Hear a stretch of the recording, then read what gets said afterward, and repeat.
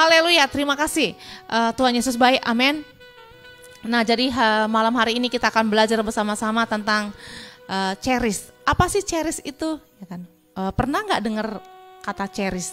Atau mungkin ini baru pertama sekali dengar kata cherish. Nah, kita akan lihat dulu apa sih pengertian dari cherish itu. Sebenarnya cherish itu pengertiannya adalah menghargai. Pengertian dari pertamanya adalah menghargai. Tapi saya ambil pengertian yang keduanya itu sangat menyayangi. Nah, saya juga baca buku, salah satu buku rohani yang sangat memberkati saya dan judulnya itu Cherish, dan saya banyak belajar dari buku ini dan benar gitu loh Bu. Yang awalnya saya tidak mengerti apa sih cherish itu gitu kan, karena suatu saya lihat di terjemahan aslinya cherish itu artinya menghargai gitu loh, tapi di buku itu dijelaskan bahwa cherish itu artinya menyayangi. Dan ketika saya baca buku itu benar gitu loh, saya banyak belajar tentang bagaimana cara menyayangi, bagaimana cara menghargai orang, bagaimana cara mengapresiasi orang, bagaimana cara menghormati orang. Nah, saya banyak belajar di situ, dan dengan kita menyayangi itu banyak hal yang berubah gitu, yang sebenarnya kita anggap tidak bisa berubah, tapi suatu kita memutuskan untuk kita menyayangi, maka itu menjadi berubah. Nah, jadi mari kita belajar bersama-sama supaya apa yang saya dapatkan juga boleh saya sharingkan di tempat ini, dan boleh juga memberkati kita semuanya di tempat ini, dan juga bagi adik-adik semuanya yang mengikuti acara live streaming, kami juga boleh diberkati dengan apa yang akan kita sharingkan di tempat ini. Nah, jadi sebelum kita masuk ke topiknya, saya mau bagikan sesuatu dulu tentang bagaimana menyayangi itu adalah satu perintah ya, salah satu perintah yang Tuhan berikan kepada kita. Kenapa? Karena setiap orang pasti suka dong, pasti pengen dihargai, pengen disayangi, pengen dihormati. Itu pasti kebutuhan semua orang. Semua orang pasti pengen disayangi. Atau ada mungkin di antara kita yang tidak pengen disayangi, pengen dibenci. Ada enggak? Pasti enggak ada ya kan? Pasti semua orang pengen disayangi. Karena disayangi itu, dikasih itu adalah kebutuhan setiap orang gitu loh. Kenapa? Karena ketika kita disayangi, ketika kita dikasihi, maka kondisi hati kita akan berubah, ya kan? Kita merasa ada yang memperhatikan kita, ada yang peduli dengan kita gitu, ada yang selalu memperhatikan kita gitu loh. Jadi akhirnya tanpa kita sadari, apa yang diperlakukan orang kepada kita itu juga yang akan kita tularkan kepada orang lain. Jadi kalau kita dikasihi, kalau kita disayangi, kalau kita dihargai, kalau kita diperlakukan dengan baik gitu loh, maka itu juga yang akan kita lakukan kepada orang lain gitu loh. Nah, jadi kita akan belajar bersama-sama bagaimana caranya kita bagaimana kita caranya untuk menyayangi, menyayangi dalam arti positif ya. Karena jangan juga kita jadinya kasih itu jadi pura-pura gitu loh. Kita mengasihi, kita menyayangi karena ada sesuatu yang kita harapkan gitu loh, timbal baliknya. Jangan seperti itu. Tapi mari kita belajar untuk menjadi orang yang tulus hati. Kita melakukan segala sesuatunya karena kita memang mengasihi Tuhan, dan kita tulus mengasihi orang tersebut gitu loh. Jadi bukan karena kita mengharapkan sesuatu, atau kita mengharapkan imbalan, atau mengharapkan hadiah, mengharapkan pujian, bukan seperti itu gitu loh. Kenapa? Karena upah kita itu, suatu kita melakukan kebenaran, maka kita mendapatkan upahnya dari Tuhan. Nah, jadi kita akan lanjut, kita coba baca salah satu firman Tuhan tentang mengasihi. Mari kita baca di Roma 12 ayat yang ke-10.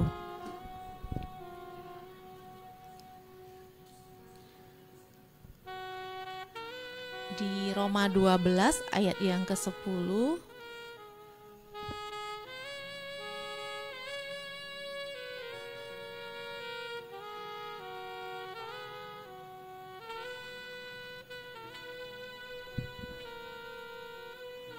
Nah, di sini dibilang bahwa Roma 12 ayat yang ke-10, hendaklah kamu saling mengasihi sebagai saudara dan saling mendahului dalam memberi hormat. Nah, jadi setiap kita diperintahkan Tuhan untuk saling mengasihi gitu loh, saling mengasihi sebagai saudara. Nah, coba kita perhatikan gitu loh. Kalau kita punya saudara nih, saudara kita yang perempuan atau saudara kita yang laki-laki, kita punya kakak atau punya adik gitu loh. Bagaimana kita memperlakukan mereka? gitu loh. Nah, pasti dong yang namanya saudara, apalagi kita kandungnya, saudara kandung kita pasti mengasihi, walaupun mungkin kadang-kadang sering berantem juga gitu loh. Kita berantem juga, kita beda pendapat juga, berselisih paham juga, tapi kita tetap memutuskan untuk saling mengasihi dan kita saling memaafkan dan kembali lagi hubungannya. Nah, seperti itu. Jadi firman Tuhan mengatakan bahwa hendaklah kamu saling mengasihi. Jadi mengasihi itu dan saling menyayangi itu perintah gitu loh. Jadi itu bukan sesuatu yang ya boleh mengasihi atau yang kata-katanya ya kalau bisa sih saling mengasihi, enggak seperti itu, tapi dibilang hendaklah gitu loh, hendaklah kamu saling mengasihi. Berarti itu kan salah satu yang harus kita lakukan dalam kehidupan kita gitu, dan saling mendahului dalam memberi hormat. Jadi kadang kan kita tanpa kita sadari ya, sering sekali kita dalam hidup ini kan berpikir seperti ini, kalau dia hormati saya juga hormati dia. Kalau dia baik sama saya juga akan lebih baik lagi sama dia. Nah, itu kan hukum dunia. Tapi kan Tuhan bilang nggak seperti itu gitu loh. Ya, kalau kita berbuat baik kepada orang yang baik kepada kita gitu loh. Ya, apa bedanya kita dengan orang-orang yang tidak mengenal Tuhan gitu loh. Justru kan firman Tuhan mengatakan bahwa kita harus berbuat baik sekalipun orang tidak baik sama kita gitu loh. Dan kita harus mengasihi orang-orang di sekitar kita gitu loh. Orang-orang yang Tuhan percayakan berada di sekitar kita, sekalipun mereka tidak mengasihi kita. Kenapa? Karena mengasihi itu tadi perintah. Jadi bukan sesuatu yang boleh atau tidak boleh kita lakukan, tapi itu perintah yang harus kita lakukan. Sama seperti kalau umpamanya kita punya guru nih, yang anak sekolah, yang mahasiswa, yang punya dosen ya kan. Kalau kamu disuruh untuk mengerjakan tugas, boleh nggak kamu nggak kerjakan? Coba. Adik-adik semuanya, kalau punya ada tugas nih dari ibu guru atau dari dosennya, ini tugasnya ya harus dikerjakan. Kira-kira boleh nggak dikerjakan? Boleh nggak dikerjakan? Ya kalau kita nggak kerjakan, kita akan kena hukuman gitu loh. Nah, jadi itu sesuatu yang harus kita lakukan gitu loh. Nah, begitu juga kalau kita punya atasan di kantor. Kalau atasan kita bilang, ini harus kamu kerjakan, ini harus kamu selesaikan. Nah, tanggal sekian harus selesai. Nah, itu berarti kan sesuatu yang wajib kita lakukan, wajib kita kerjakan gitu loh. Nah, kalau enggak, kita akan kena hukuman gitu loh. Ada punishment yang akan kita dapatkan dari situ. Nah, firman Tuhan juga seperti itu. Dibilang, hendaklah kamu saling mengasihi. Jadi nggak ada dibilang di sini, hendaklah kamu saling mengasihi. Kalau dia baik sama kamu baik sama dia. Kalau dia sayang sama kamu sayang sama dia. Kalau dia sopan sama kamu sopan sama dia. Nggak ada seperti itu gitu loh. Tapi sekalipun orang lain atau mungkin orang-orang di sekitar kita tidak berbuat baik kepada kita, tetapi kita harus tetap berbuat baik dan mengasihi mereka. Amin. Adik-adik semuanya, gampang nggak ini melakukannya? Mudah nggak melakukannya? Pasti susah gitu loh, pasti sulit. Kenapa? Karena kita juga masih punya ego, kita juga punya punya perasaan gitu loh. Kadang-kadang kita juga merasa, aduh, ini nggak bisa, ini dia udah jahat banget sama saya gitu loh. Saya harus balas dia. Kadang-kadang seperti itu gitu loh. Tapi kita juga harus mengalahkan ego kita gitu loh. Kita harus seperti tadi dibilang adalah saling mendahului dalam memberi hormat gitu loh. Ya apa salahnya kita, sekalipun mungkin dia yang salah, ya kita minta maaf. Yang penting kan terjadi kita berbaikan kembali dengan dia, jangan saling bermusuhan gitu. Karena firman Tuhan juga mengatakan bahwa kalau kita marah juga jangan sampai matahari terbenam gitu loh. Maksudnya selesaikan di hari itu juga, jangan sampai terbawa-bawa. Kenapa? Karena kalau kita marah dan itu kita pendam dalam hati kita, ya sama aja kita sudah membuka pintu bagi kerajaan kegelapan untuk ya akan masuk dalam hidup kita gitu loh. Jadi jangan biarkan kita menjadi tidak berkenan kepada Tuhan hanya karena kita marah sama orang lain gitu loh. Jadi belajarlah untuk kita tetap berbuat baik, melakukan hal yang baik, melakukan hal yang benar, sekalipun sekitar kita dan sekeliling kita tidak benar gitu loh. Tapi biar kita tetap ditemukan sebagai orang yang benar. Nah, yang kedua kita baca firman Tuhan. Di sini saya juga ada buat satu rangkuman ya. Menyayangi dan mengasihi itu mencakup dua hal. Yang pertama, menyayangi itu kita menghargai gitu loh. Kalau kita menyayangi seseorang gitu loh, kita pasti menghargai dia. Senang bila ada di dekatnya gitu loh. Memikirkannya bila dia jauh. Suka dengan penampilan, perkataan dan perbuatannya. Nah, jadi kalau kita menyayangi, kalau kita mengasihi, kita pasti akan lakukan ini, kita akan menghargai dia. Nggak mungkin kita menyayangi seseorang tapi kita tidak menghargai dia, itu tidak mungkin gitu loh, karena itu sejalan. Nah, yang kedua, ada rasa empati, ramah dan mau menolongnya, mempunyai dan mau menolongnya mencapai tujuannya, serta bersedia melindunginya dari bahaya, juga peduli dengan apa yang dilakukannya. Nah, jadi kalau kita katakan kita menyayangi dan mengasihi seseorang, kita pasti menghargai dia dan kita punya rasa empati sama dia.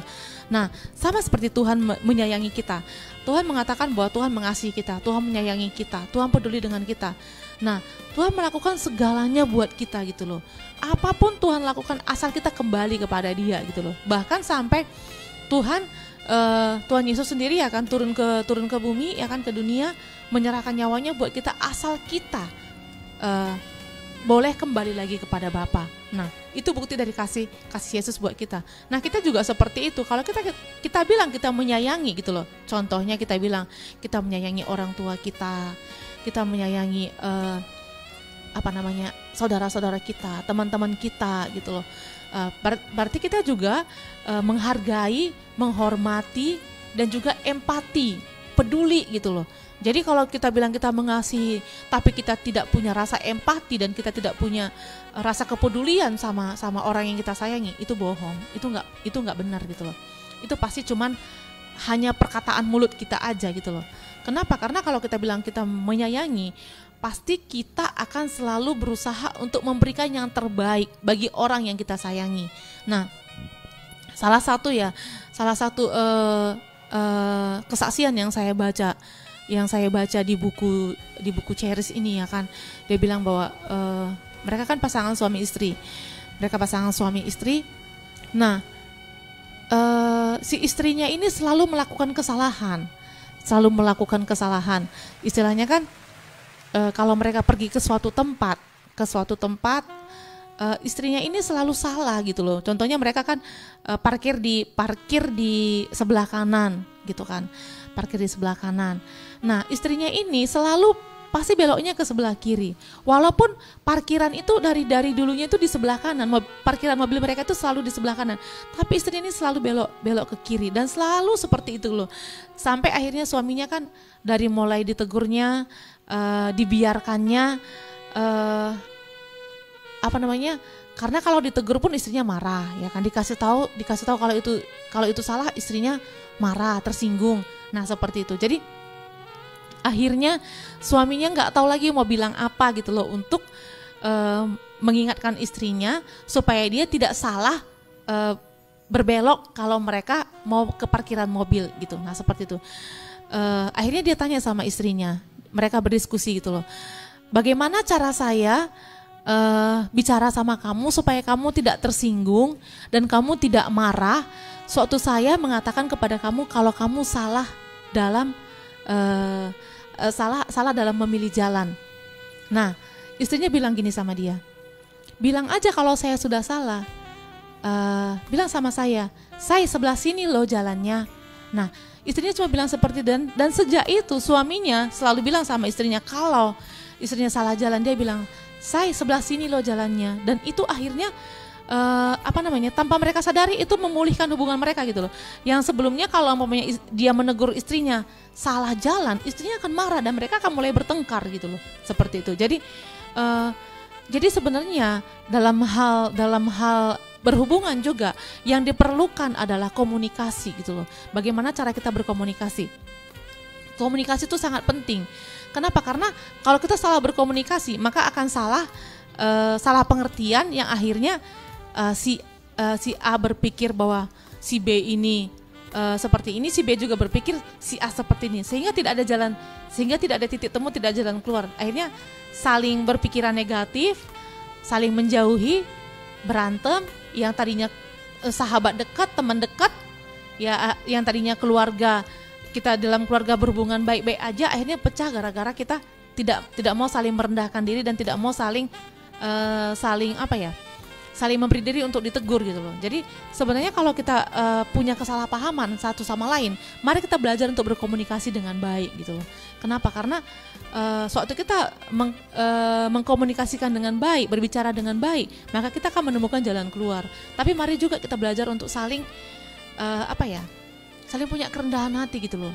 Kalau umpamanya ada orang yang menegur kita, mengatakan bahwa apa yang kita lakukan itu tidak benar atau salah, mari kita memberi diri kita untuk ditegur gitu loh. Janganlah kita menjadi orang yang sombong, angkuh gitu loh, yang tidak mau ditegur, tidak mau dikoreksi gitu loh. Kenapa? Karena setiap kita pasti punya kesalahan dan punya kelemahan.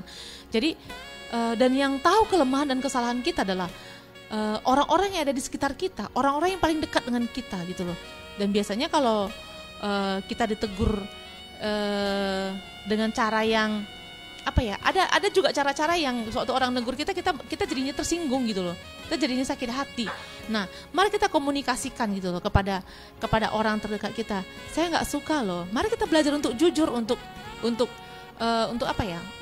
berkomunikasi gitu loh, supaya tidak ada kesalahpahaman. Itu sih sebenarnya ya. Nah, kenapa? Karena banyak sekali perpecahan dan kesalahpahaman terjadi karena komunikasi. Jadi seni berkomunikasi itu sangat penting sekali gitu loh. Nah, saya juga pernah dengar dari khotbahnya Bu Heni ya, dibilang bahwa kita kalau menegur orang itu jangan di tempat yang ramai. Kalau kita memberikan pujian boleh di tempat yang ramai. Tapi kalau memberikan teguran, tegurlah dia di tempat yang tersembunyi. Kalau bisa kita berdua aja. Jangan koreksi orang di publik gitu loh. Kenapa? Karena itu bisa mempermalukan dia dan akhirnya bukan dia sadar, malah dia berbalik marah sama kita gitu loh. Jadi kalau kita mengkoreksi orang itu, panggil dia secara pribadi gitu loh. Supaya apa? Supaya dia juga tidak tersinggung dan dia juga bisa menerima apa yang kita sampaikan kepada dia. Nah, seperti itu. Apalagi anak muda sekarang ya kan, paling susah untuk dikoreksi ya kan, karena kan mereka punya ego dan punya harga diri yang sangat tinggi. Jadi anak-anak muda juga mari kita belajar ya adikku semuanya, supaya kita juga punya kerendahan hati gitu loh. Belajarlah untuk menerima terlebih dahulu apa yang dikoreksi orang lain kepada kita gitu loh. Kita pikirkan dulu gitu loh, benar nggak yang dibilangnya itu. Kalau itu sesuatu yang memang benar gitu loh, yang salah yang kita lakukan, mari kita perbaiki. Dan kalaupun itu sesuatu yang tidak benar gitu loh, ya mari kita belajar untuk ya merendahkan diri, untuk ya mencari supaya kita jangan jadi bertengkar gitu. Lebih baik kita mengalah seperti itu. Nah, selanjutnya saya akan bagikan juga tentang bagaimana caranya kita menyayangi ya kan. Bagaimana caranya kita menyayangi? Apa sih yang harus kita lakukan supaya orang lain tahu bahwa kita tuh menyayangi dia gitu loh. Nah, jadi saya juga belajar bahwa menyayangi itu bukan sesuatu yang hanya kita ucapkan dari kata-kata gitu loh. Karena menyayangi itu suatu tindakan juga gitu loh. Nah, di sini kita boleh baca di Alkitab kita di 1 Yohanes 3.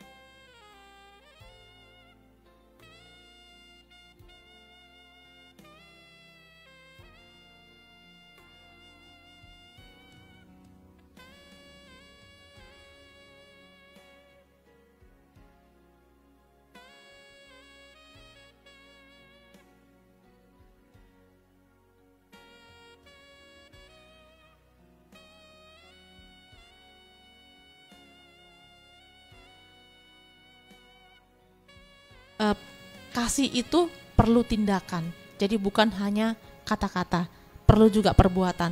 Nah, yang kedua kita akan lihat kasih adalah perintah. Seperti tadi saya bilang di awal, kasih itu juga perintah. Kita lihat di 1 Yohanes 1 ayat 6. 1 Yohanes 1 ayatnya yang ke-6.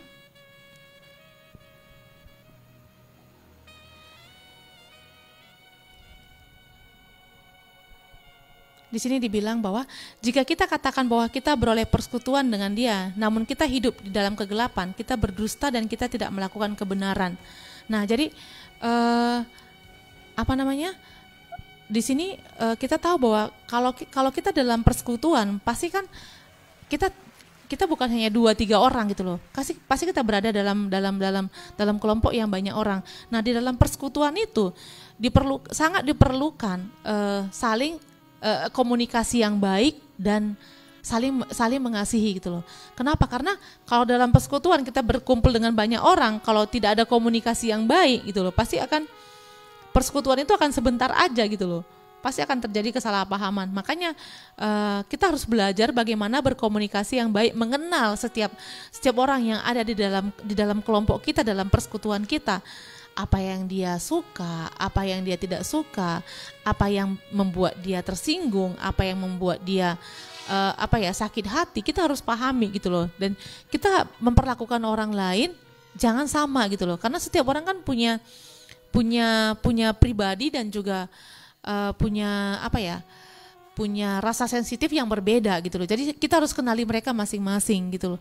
Dan kalau kita bilang kita mengasihi tapi kita membenci, ya berarti kan kita berdusta gitu loh. Kita ya tidak ada kebenaran dalam diri kita. Karena kan kalau kita mengasihi, karena kan kasih itu dibilangkan dia menutupi banyak pelanggaran gitu loh. Jadi bukan berarti juga kita jadinya mengabaikan gitu loh setiap pelanggaran, bukan gitu loh. Tapi istilahnya kita jadi memahami gitu loh. Oh, ternyata dia seperti itu, ya sudahlah. Tapi bukan berarti kita kompromi dengan dosa dia gitu loh. Kalau dengan dosa kita tidak boleh kompromi. Tapi kalau umpamanya orang itu menyakiti hati kita gitu loh, kita boleh sampaikan kepada dia, ya kan, kita bicarakan baik-baik. Dan kita juga harus, karena kan yang perlu kita jaga itu kan hati kita gitu loh.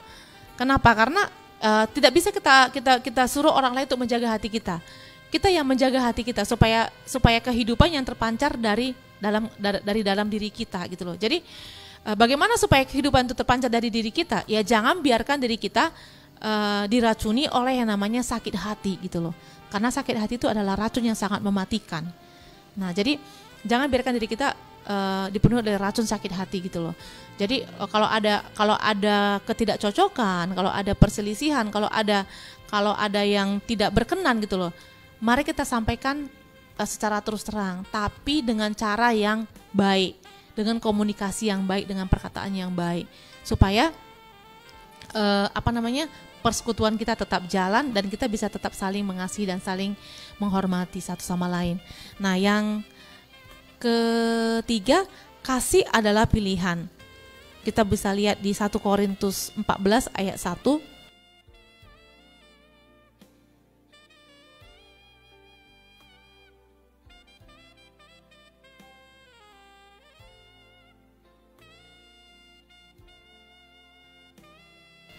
Nah, di sini dibilang kejarlah kasih itu dan usahakanlah dirimu memperoleh karunia-karunia roh, terutama karunia untuk bernubuat. Jadi kasih itu sesuatu yang harus kita kejar juga gitu loh.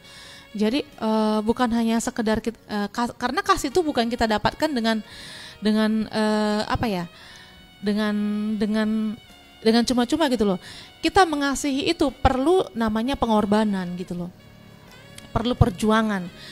Karena kalau kita mengasihi orang yang baik, orang yang mengasihi kita, orang yang peduli dengan kita, itu gampang. Tapi kalau kita mengasihi orang yang jahat sama kita, yang sudah berbuat jahat sama kita, yang sudah mencurangi kita, yang sudah mungkin mengambil sesuatu dari kita, mengambil hak kita, mengambil hal-hal yang berharga dari hidup kita, belum tentu kita sanggup untuk mengasihinya gitu loh. Tapi kan Tuhan bilang kan kita harus mengasihi, dan kasih itu adalah pilihan gitu loh. Kalau kita memutuskan untuk kita mengasihi, kita memilih untuk mengasihi, nah maka kita akan punya kekuatan ya kan, dan kita harus berjuang gitu loh, untuk kita bisa mengasihi orang yang sudah begitu sangat menyakiti hati kita gitu loh. Nah jadi tapi kalau kita bilang kita tidak mau mengasihi, ya kita akan hidup dalam kebencian. Ya itu tadi seperti saya bilang tadi, kita akan memupuk yang namanya racun sakit hati, dan racun sakit hati itu akan memenuhi hati kita. Yang lama kelamaan bukan orang lain yang mati karena racun itu, tapi kita sendiri yang mati karena racun itu gitu loh. Jadi kalau kita sakit hati gitu loh, kita sendiri yang membunuh diri kita dengan racun sakit hati gitu loh. Jadi kita yang rugi gitu loh. Makanya dibilang mengampuni itu adalah melepaskan tawanannya, itu diri kita sendiri gitu loh. Kenapa? Karena suatu kita tidak mengampuni, maka sebenarnya kita sedang menawan diri kita sendiri gitu loh. Jadi mari kita tetap memilih untuk mengampuni dan mengasihi gitu loh. Sekalipun mungkin orang tersebut sebenarnya tidak layak untuk kita kasihi. Sama seperti kita sebenarnya tidak layak untuk dikasihi sama Tuhan gitu loh. Kenapa? Coba kita lihat apa yang sudah kita lakukan gitu loh, pelanggaran kita, dosa kita, kesalahan kita gitu loh, kelemahan kita, kejahatan yang kita lakukan, sebenarnya kita tidak layak untuk dikasihi gitu loh, dan tidak layak untuk diselamatkan oleh Tuhan gitu loh. Tapi Tuhan mengasihi kita gitu loh. Jadi kita juga jangan menghukum orang lain gitu loh. Kenapa? Karena kita sendiri sudah dimerdekakan, kita sendiri sudah diampuni, kita sendiri sudah diselamatkan gitu loh. Jadi jangan juga kita menjadi hakim bagi orang lain gitu loh.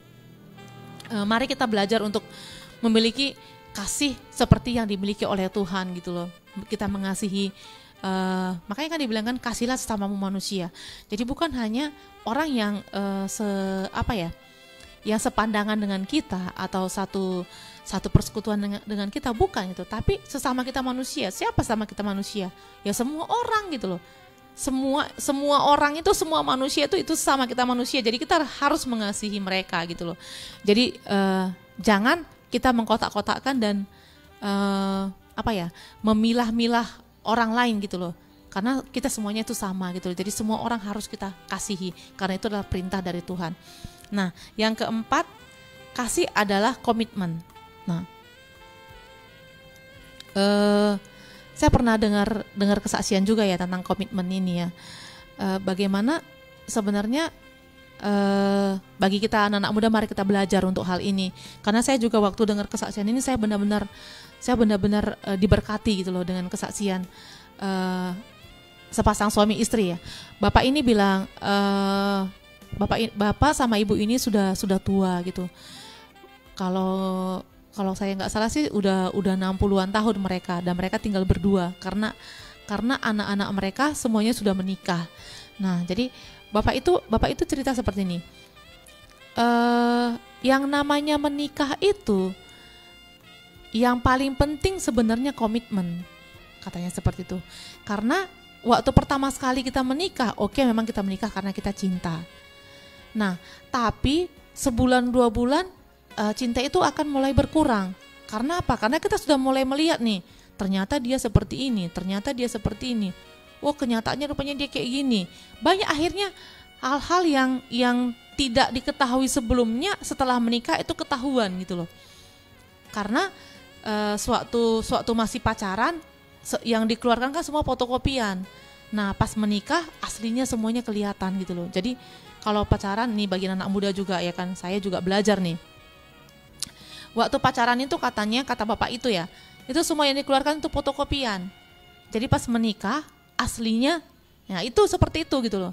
Nah, jadi yang diperlukan supaya kita tetap bisa bertahan untuk bertahan di dalam pernikahan itu, ini kata bapak ini ya, karena bapak ini sama ibu ini sudah menikah lama loh. Karena umur mereka kemarin itu kalau nggak salah udah 60-an waktu bapak itu memberikan kesaksian ini kan. Yang dibutuhkan itu adalah komitmen gitu loh. Kenapa? Karena dengan kita jadinya diingatkan terus, kata dia kan. Kalau cinta itu pelan-pelan pasti akan berkurang gitu. Tapi komitmen itu yang membuat kita tetap bertahan untuk tetap saling setia satu sama lain. Nah, jadi mengasihi juga seperti itu gitu loh. Tuhan aja setia mengasihi kita gitu loh. Apapun kondisi kita, apapun pelanggaran yang kita buat, apapun kesalahan yang sudah kita lakukan, Tuhan tetap setia mengasihi kita gitu loh. Tuhan tidak pernah meninggalkan kita sekalipun, sedetik pun. Tidak pernah Tuhan tinggalkan kita gitu loh. Coba kita renungkan gitu loh. Coba kita ingat-ingat gitu loh. Mungkin gak usah beberapa tahun yang lalu, 2 hari yang lalu, atau mungkin hari ini, atau mungkin kemarin. Kesalahan apa yang sudah kita lakukan gitu loh. Apa yang sudah kita buat, kejahatan yang kita buat gitu loh. Sebenarnya kalau kita renung-renungkan, kita pikir-pikirkan gitu loh. Ya banyak pelanggaran dan kesalahan yang kita buat, tapi Tuhan tetap setia mengasihi kita gitu loh. Tuhan tidak pernah berubah mengasihi kita gitu loh. Nah, jadi kenapa kita gitu loh? Kenapa kita tidak bisa mengasihi orang-orang yang ada di sekitar kita? Orang-orang yang paling dekat dengan kita. Orang tua kita, ya kan, teman-teman kita, sahabat-sahabat kita. Atau mungkin yang sudah anak-anak muda yang kamu yang lagi pacaran gitu, atau mungkin yang bapak ibu yang sudah berumah tangga gitu loh.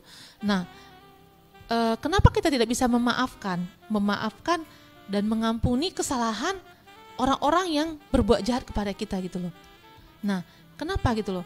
Karena itu tadi kita kan selalu berpikir kan nggak bisa lagi ini, dia sudah terlalu jahat, udah fatal kesalahan yang dia buat. Nah, kita berpikir nggak gitu loh, kita pernah buat kesalahan yang fatal, tapi Tuhan tetap mengasihi kita, Tuhan tetap mengampuni kita dan tetap menerima kita apa adanya diri kita. Nah, jadi sering sekali kita dalam hidup ini ya kan tidak mengingat kebaikan yang sudah Tuhan lakukan buat kita, dan kita malah menjadi hakim dan menghakimi orang-orang yang ada di sekitar kita gitu loh. Orang berbuat salah kita mulai mencemooh.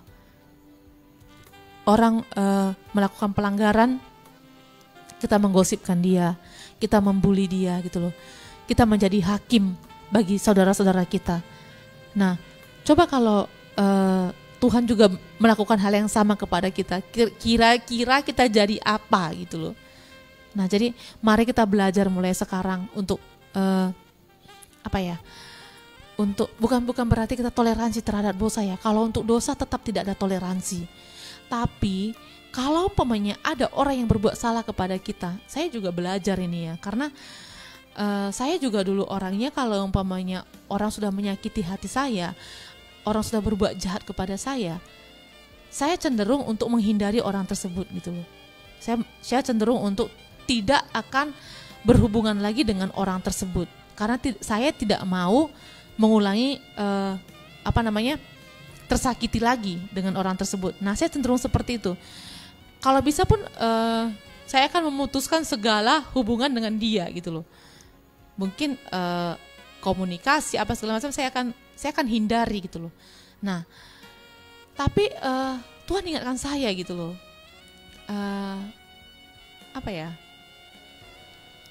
Tuhan aja mengampuni saya gitu loh. Tuhan saja memaafkan segala pelanggaran-pelanggaran yang saya lakukan, kesalahan-kesalahan yang saya buat gitu loh, kejahatan-kejahatan yang saya lakukan, dosa-dosa yang saya perbuat, Tuhan aja mengampuni saya. Nah, kenapa saya terlalu sombong untuk bisa dan terlalu angkuh untuk bisa mengampuni orang yang berbuat jahat kepada saya gitu loh. Nah, seperti itu. Jadi saya juga belajar gitu loh. Jadi mari adik-adikku semua, anak-anak muda semuanya, mari kita perbaiki diri kita gitu loh. Mari kita koreksi diri kita. Kita lihat kesalahan-kesalahan yang kita buat, kita perbaiki dan jangan kita ulangi lagi. Mari kita menjadi orang-orang yang mengasihi, menyebarkan kasih, menyayangi gitu loh. Kita ditemukan sebagai orang-orang yang orang-orang yang penuh dengan belas kasihan kepada orang lain gitu loh. Jadi bukan menjadi hakim bagi orang lain, bukan menjadi kalau orang datang kepada kita bercerita gitulah, dia punya kelemahan atau kesedihan, biarlah kita memberikan kesegaran kepada jiwanya, bukan malah kita menghakimi dia gitu loh. Karena sering sekali kan orang datang kepada kita minta didoakan mungkin, atau dia sharing, malah kita menghakimi dia. Itulah kamu kurang berdoa. Nah, sering sekali begitu.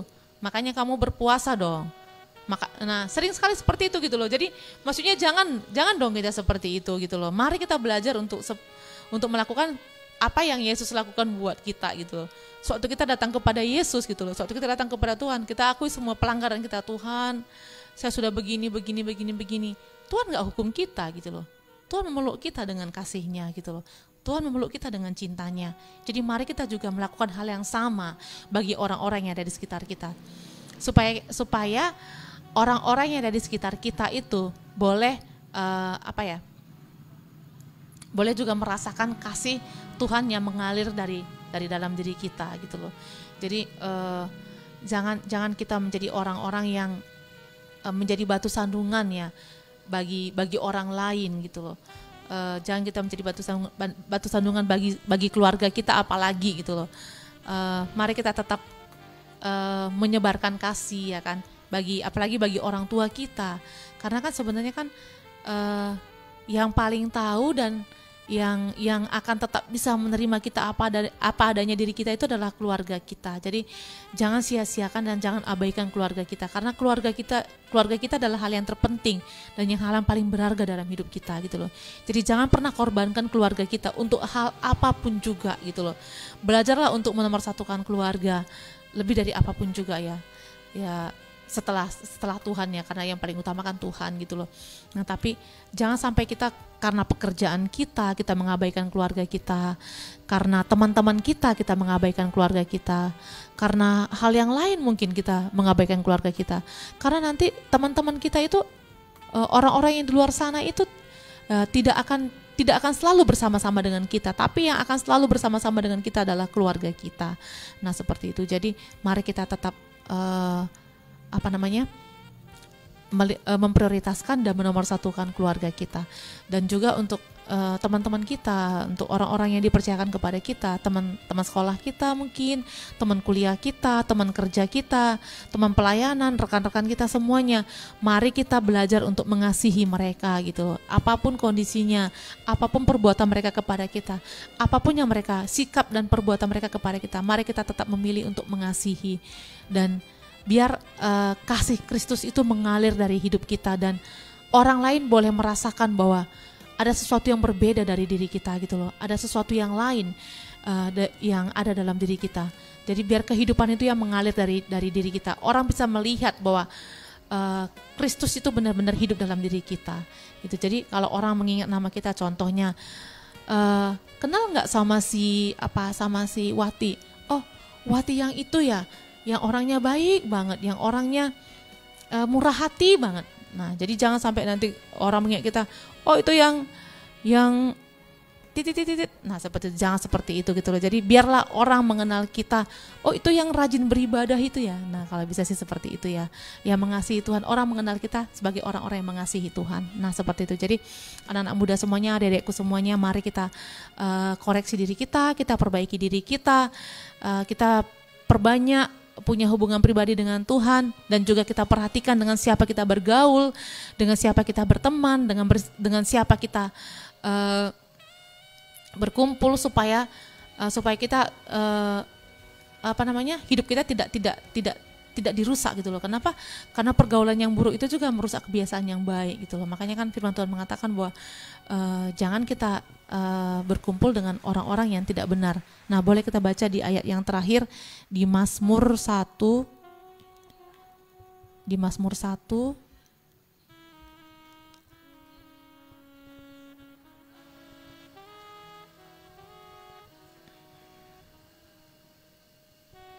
Mazmur 1 ayat 1 sampai 3. Nah, di sini dibilang jalan orang benar dan jalan orang fasik. Nah, yang pertama, berbahagialah orang yang tidak berjalan menurut nasihat orang fasik, yang tidak berdiri di jalan orang berdosa, dan yang tidak duduk dalam kumpulan pencemooh. Nah, jadi kunci berbahagia itu yang pertama, tidak berjalan menurut nasihat orang fasik, tidak berdiri di jalan orang berdosa, dan tidak duduk dalam kumpulan pencemooh. Jadi jangan duduk dalam kumpulan pencemooh. Pencemooh ini maksudnya seperti apa? Contohnya nih, kita duduk, ada orang lewat, ya kan? Kita duduk nih beberapa orang, mungkin 5 orang, ada orang lewat. Mungkin pakaiannya seperti apa gitu loh. Langsung ada yang satu ngomong, mungkin yang lewat ini gendut, pakai baju yang ketat gitu kan. Nah, langsung ada satu orang yang ngomong, ih tengok itu, udah gendut, gak tahu diri ya, pakai baju kayak gini. Nah, menimpali lagi satu lagi, memang gini, datang lagi sini. Nah, itu namanya pencemooh gitu loh. Tahu nggak kita gitu loh, kalau orang yang kita bicarakan itu adalah ciptaan Tuhan juga loh. diciptakan serupa dan segambar dengan Tuhan. Jadi kita sudah mengata-ngatai gitu loh. Sebenarnya kenapa? Dia diciptakan serupa dan segambar dengan Tuhan. Berarti kita mengata-ngatai Tuhan juga gitu loh. Jadi belajarlah untuk tidak duduk dalam kumpulan pencemooh. Nah, saya juga pernah dengar khotbahnya Pak Philip Mantova, dibilang, jangan gara-gara dosa orang lain kita juga jadi ditemukan sebagai orang yang berdosa gitu loh. Jadi bergosip itu sebenarnya kita tidak bersalah gitu loh. Tapi karena ada orang yang bergosip dan kita juga ikut bergosip, akhirnya yang tadinya kita tidak bersalah ditemukan juga sebagai orang yang bersalah. Nah, itulah dosa dari bergosip itu loh. Jadi hindarilah gosip gitu loh. Kalau ada orang bergosip, tarik diri kita. Karena kita juga tidak bisa menjaga diri kita gitu loh. Kenapa? Karena kadang-kadang kita terpengaruh gitu loh. Karena lingkungan seperti itu, kita pun akhirnya ikutan gitu loh untuk bergosip. Jadi mari kita hindari hal-hal yang tidak benar. Nah, yang kedua dibilang bahwa kunci untuk berbahagia, tetapi yang kesukaannya adalah Taurat Tuhan, dan yang merenungkan Taurat itu siang dan malam. Nah, jadi kita harus merenungkan juga Taurat Tuhan itu siang dan malam. Ia seperti pohon yang ditanam di tepi aliran air. Jadi ini akibatnya gitu loh. Ini upahnya bagi orang-orang yang tidak berjalan menurut nasihat orang fasik tadi, yang tidak berdiri dalam kumpulan orang berdosa, tidak duduk dalam kumpulan pencemooh. Nah, tapi dia suka dengan Taurat Tuhan, merenungkannya siang dan malam, maka ia akan seperti pohon yang ditanam di tepi aliran air, yang menghasilkan buahnya pada musimnya, dan yang tidak layu daunnya. Dan yang terakhir dibilang, dan apa saja yang diperbuatnya berhasil. Amin, anak-anak muda semuanya, adik-adikku semuanya, apa saja yang kamu perbuat berhasil. Kamu sekolah kamu berhasil, kamu kuliah kamu berhasil, kamu kerja kamu berhasil, kamu jualan online kamu berhasil, kamu bertani kamu berhasil, kamu berladang kamu berhasil, kamu berkebun kamu berhasil. Apapun yang kamu kerjakan, Tuhan membuat itu semuanya berhasil. Jadi mari jaga diri kita supaya kita ditemukan sebagai orang benar dan kita ditemukan sebagai orang-orang yang berkenan bagi Tuhan. Dan mari kita menyayangi, mari kita mengasihi, lepaskan segala kepedihan, sakit hati, ego kita, kesombongan kita, keangkuhan kita, lepaskan semuanya dan penuhi hati kita dengan kasih Kristus, penuhi hati kita dengan kemurahan gitu loh. Belas kasihan bagi orang lain, kemurahan, belas kasihan. Mari kita bermurah hati dan berbelas kasihan kepada orang lain. Nah, ini juga saya sampaikan kepada diri saya gitu loh. Jadi kepada adik-adik semuanya, kepada Bapak Ibu semuanya, dan juga kepada saya gitu loh. Jadi supaya benar kita ditemukan sebagai orang-orang yang surat Kristus yang terbuka gitu loh. Jadi orang bisa melihat bahwa Kristus benar-benar hidup dalam diri kita. Amin, adik-adikku semuanya. Siap untuk menjadi orang-orang yang mengasihi, melepaskan kasih bagi banyak orang, mengasihi banyak orang, tapi dalam kasih yang positif ya. Jangan kita mengasihi, jangan kita menyayangi karena kita mengharapkan sesuatu, mengharapkan balasan, mengharapkan imbalan, jangan. Tapi mari kita lakukan semuanya dengan tulus hati, karena upah kita Tuhan yang berikan kepada kita. Amin. Haleluya. Nah, itu saja yang mau saya sampaikan bagi kita semuanya. Jadi mari kita menjadi pribadi-pribadi yang sangat menyayangi dan ditemukan sebagai orang yang penuh dengan cinta. Amin.